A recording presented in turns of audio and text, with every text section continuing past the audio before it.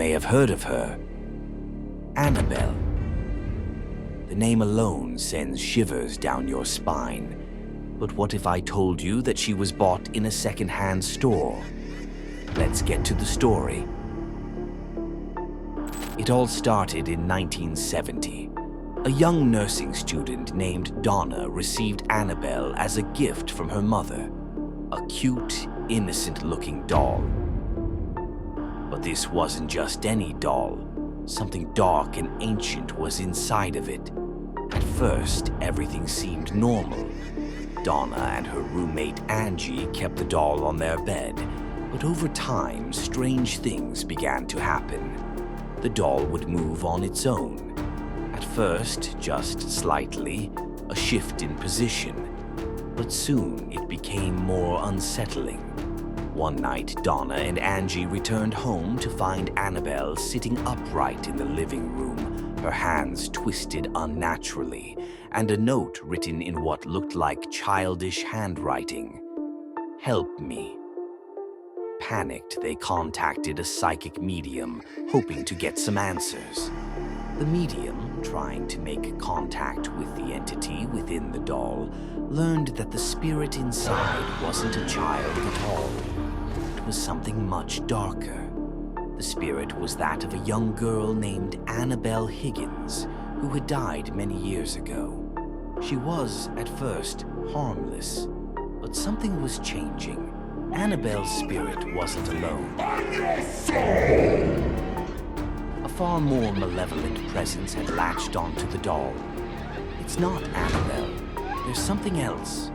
Something evil. It's trying to take control. Soon, the hauntings became more violent.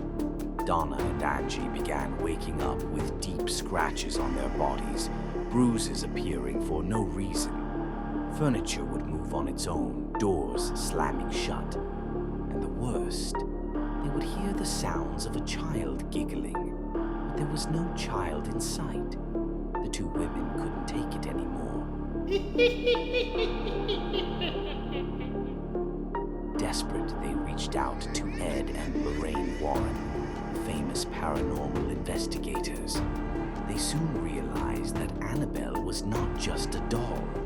It was a vessel for an ancient demonic force, a force that wanted nothing more than to possess the living. This is no innocent child's toy. This is a conduit for evil, a force that must be contained before it destroys everything, said Ed Warren.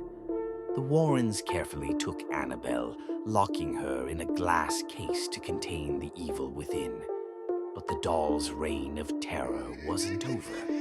Even now, locked away in the Warrens' occult museum, people have reported hearing her moving, scratching at the glass. Some even say that if you dare approach the case or mock the doll, you will suffer its wrath. Those who have taunted her have faced tragic consequences. Some have lost their lives. So remember this. Anabelle is not just a story. She's real, and the evil inside her is waiting. Be careful where you go, and never, ever mock Anabelle.